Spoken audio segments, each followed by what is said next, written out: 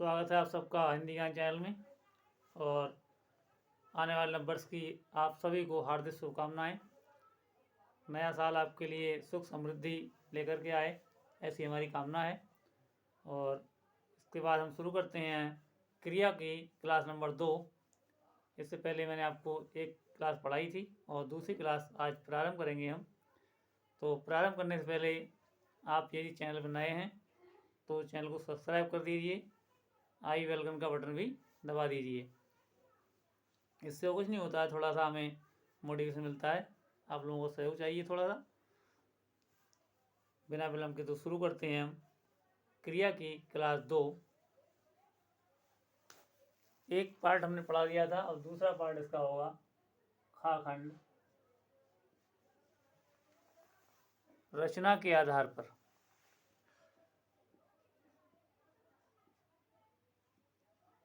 रचना के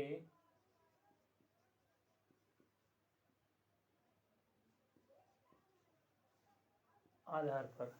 रचना के आधार पर क्रिया के 5 भेद हैं।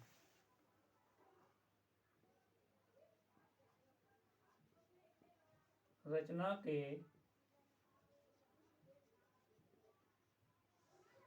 आधार पर क्रिया के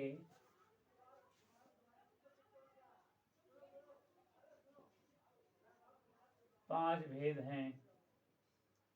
5 भेद हैं। नंबर 1, मुख्य क्रिया। मुख्य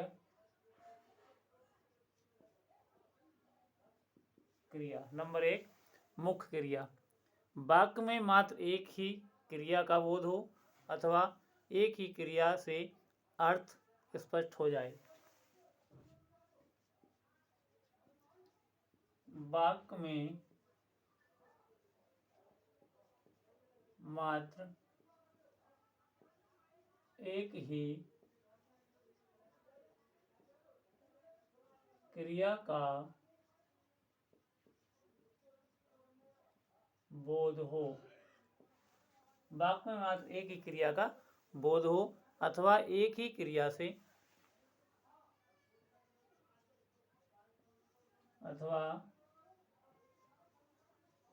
एक ही क्रिया से अर्थ स्पष्ट हो जाए।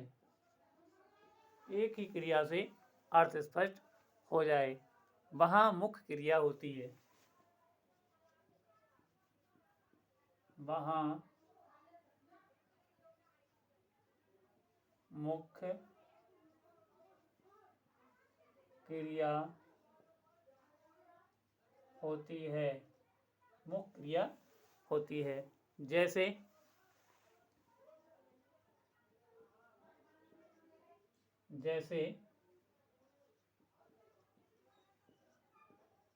बच्चे गए। बच्चे गए। उन्होंने पढ़ा।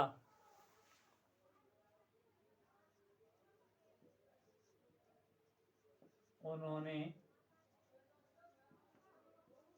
पढ़ा। इन दोनों वाक्यों में गए और पढ़ा एक ही क्रिया है और एक ही क्रिया से हम पूरे वाक्य के अर्थ को समझ पा रहे हैं।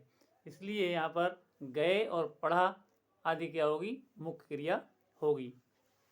नंबर दूसरा है संयुक्त क्रिया।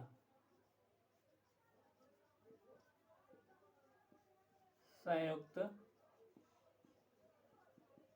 क्रिया।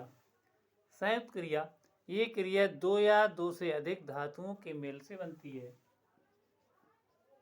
ये क्रिया दो या दो से अधिक धातुओं के मेल से बनती है। दो या दो से अधिक धातुओं के मेल से बनती है। जैसे रेखा सो चुकी है, जैसे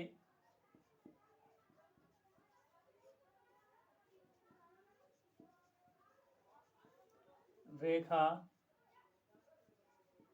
सो चुकी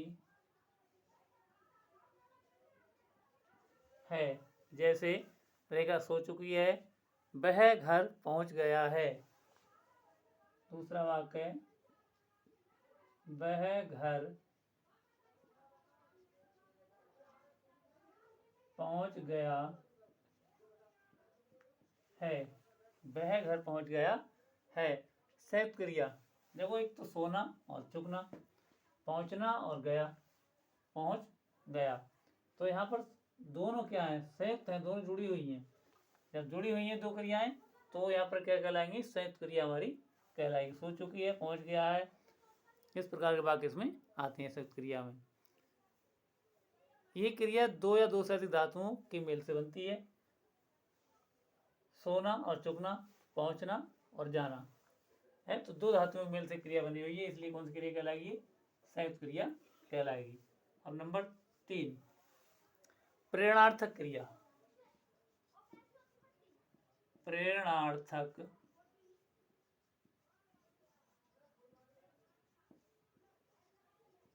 क्रिया, जिन क्रियाओं में ये ज्ञात हो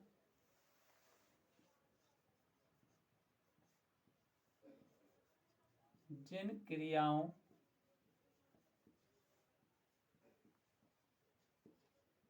में यह ज्ञात हो,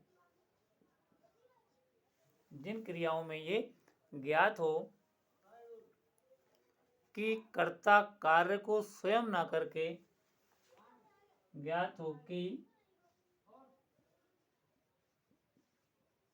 कर्ता कार्य को स्वयं ना करके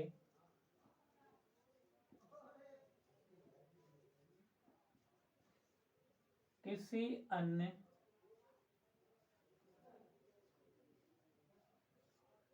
व्यक्ति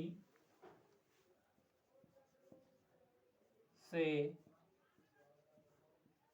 करवा रहा है, किसी अन्य व्यक्ति से करवा रहा है या करवाता है, वहां प्रेरणार्थक क्रिया होती है। वहां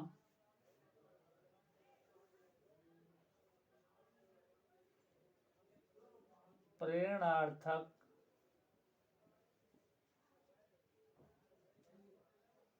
क्रिया होती है। जैसे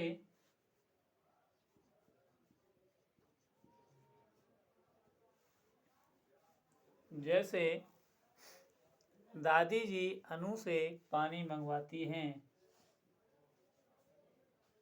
दादी जी अनु से पानी मंगवाती हैं। दूसरा वाक्य, अध्यापक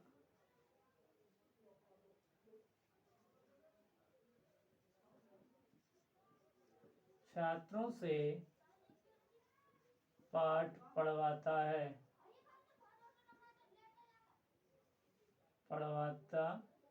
पढ़वाते लिखो, पढ़वाते हैं, है नहीं। तो यहाँ पर दादी स्वयं काम ना करे, किसी रही अनु से, अध्यापक स्वयं पढ़ना पड़ किसे पढ़वा रहा है, छात्रों से। तो जहाँ पर क्रियाओं में ये ज्ञात हो कर्ता कार्य स्वयं न करके किसी दूसरे व्यक्ति से करवा रहा है, तो वहां पर प्रेरणार्थक क्रिया होती है। मतलब दूसरे कार्य की प्रेरणा दी जाती है कि तुम ये काम करो, दूसरे कार्य की प्रेरणा दी जाती है कि तुम ये काम करो, तो वहां पर प्रेरणार्थक क्रिया होती है। अब नंबर 4,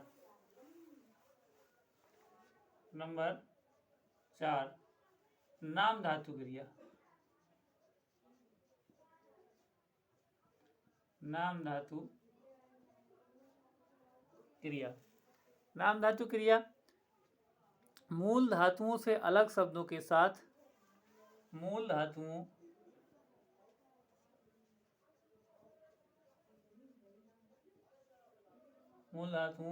से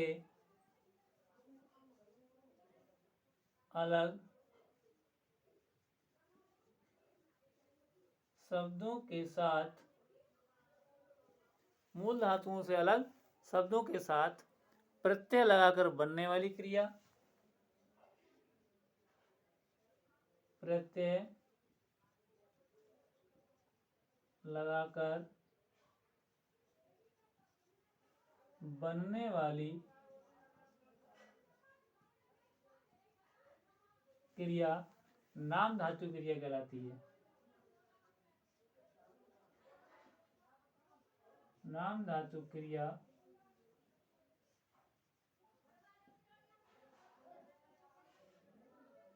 कहलाती है। नाम धातु क्रिया कहलाती है। ये क्रियाएं संज्ञा, सर्वनाम अथवा विशेषण से बनती हैं। ये क्रियाएं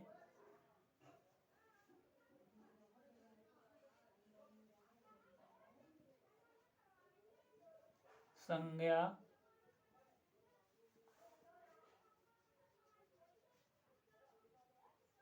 सर्वनाम अथवा विशेषण संज्ञा, सर्वनाम अथवा विशेषण से बनती हैं। संज्ञा, सर्वनाम अथवा विशेषण से बनती हैं।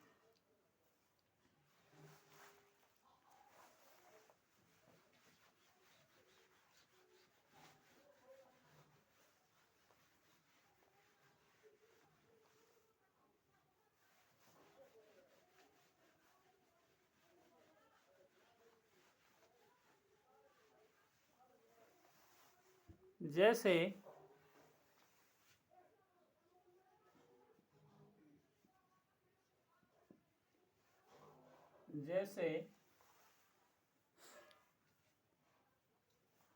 संज्ञा से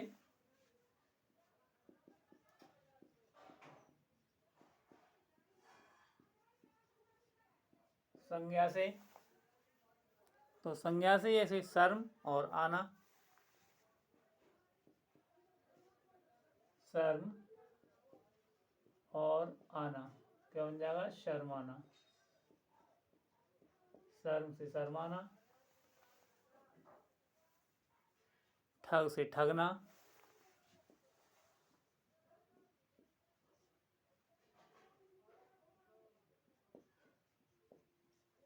ठग से ठगना। ऐसे ही हो जाएगा गर्म से गरमाना। ये विशेषण से हो जाएगा, गर्म विशेषण है। दूसरा नंबर देखते हैं हम विशेषण से। विशेषण से जैसे गर्म और आना क्या हो जाएगा? गरमाना। गर्म आना गरमाना, गर्म और आना गरमाना। 60 से सठियाना,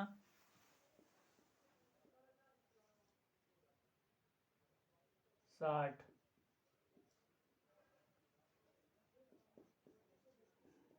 आना जोड़ दो, इसमें हो जाएगा सठियाना। सठियाना, 60 से सठियाना। फिर है सर्वनाम से।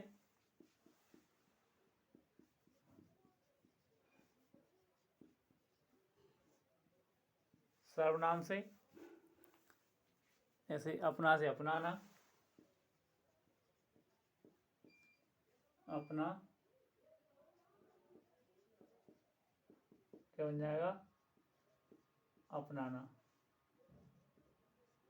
इस प्रकार के उदाहरण इसमें आ जाते हैं। इसके बाद पांचवी क्रिया जो है वो पूर्वकालिक क्रिया है। पूर्वकालिक क्रिया पूर्वकालिक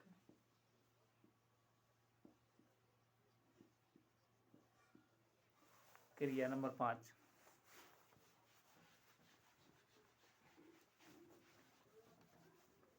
पांचवा नंबर है पूर्वकालिक क्रिया।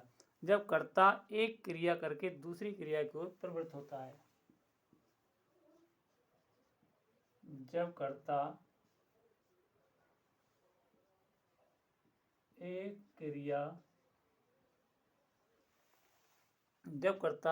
क्रिया करके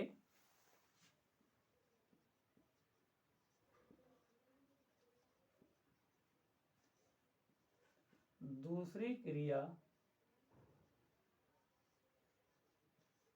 की ओर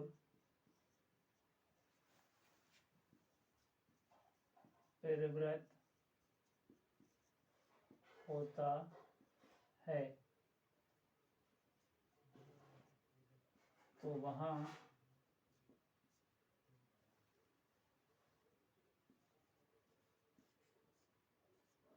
पूर्वकालिक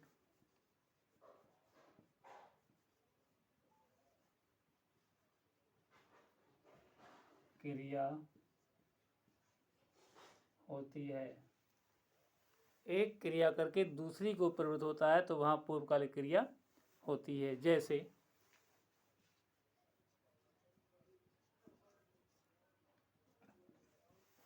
जैसे उसने पढ़कर भोजन किया। उसने पढ़कर भोजन किया, एक वाक्य हो गया। दूसरा,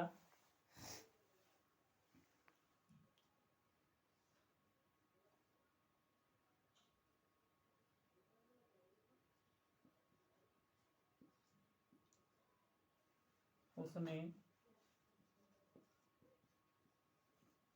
खेत जोतकर फसल बोई।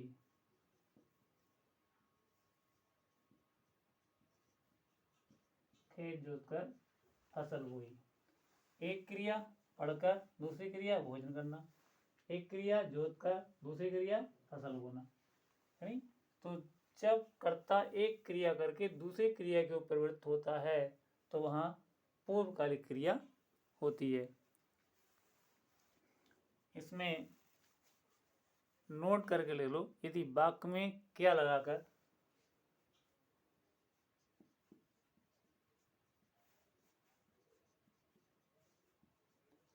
यदि वाक्य में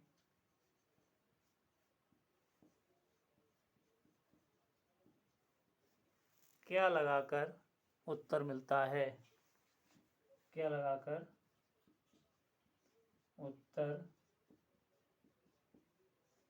मिलता है तो सकर्मक क्रिया होती है। सकर्मक क्रिया होती है। जैसे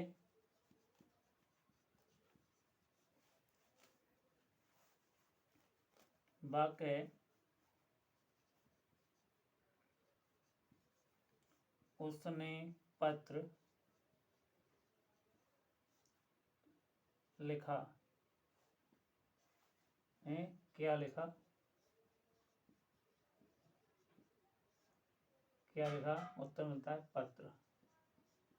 क्या हो गई? सकर्मक क्रिया हो गई। और बच्चा रोया। बच्चा रोया। अब यहां पर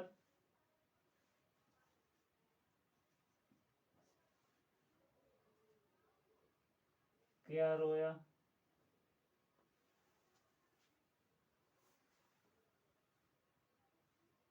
ने पत्र लिखा। उसने क्या लिखा?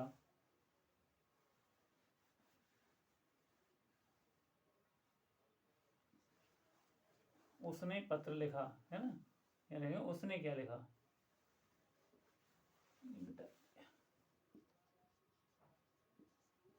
उसने क्या लिखा। अब इसका उत्तर मिलेगा हमें,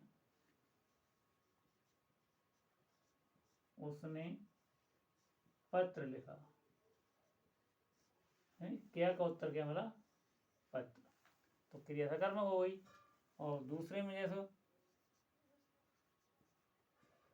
बच्चा रोया, है नहीं। अब इसको क्या लाएंगे कि बच्चा क्या रोया, बच्चा क्या रोया। तो क्या का यहाँ पर कोई उत्तर नहीं मिल पा रहा है, कोई उत्तर नहीं मिल पा रहा है, तो क्रिया अकर्मक हो जाएगी यहाँ पर, और यहाँ सकर्मक हो जाएगी। यहाँ कर्मक और यहाँ सकर्मक, या इस प्रकार से पहचान सकते हैं। क्योंकि सहायक क्रिया मुख्य क्रिया के साथ जुड़कर उसके अर्थ को स्पष्ट एवं पूर्ण करती है। एक लाइन और लिख लो।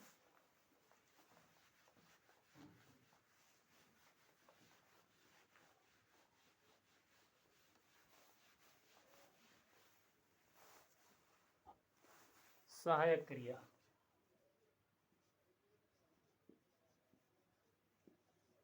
सहायक क्रिया, इसमें क्या है, सहायक क्रिया मुख्य क्रिया के साथ, सहायक क्रिया मुख्य क्रिया के साथ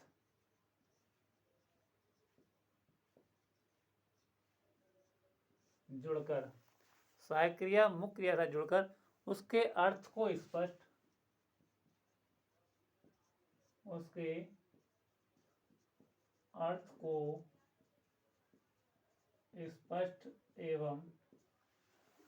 को स्पष्ट एवं पूर्ण करती हैं, पूर्ण करती हैं। जैसे ये क्रियाएं हैं,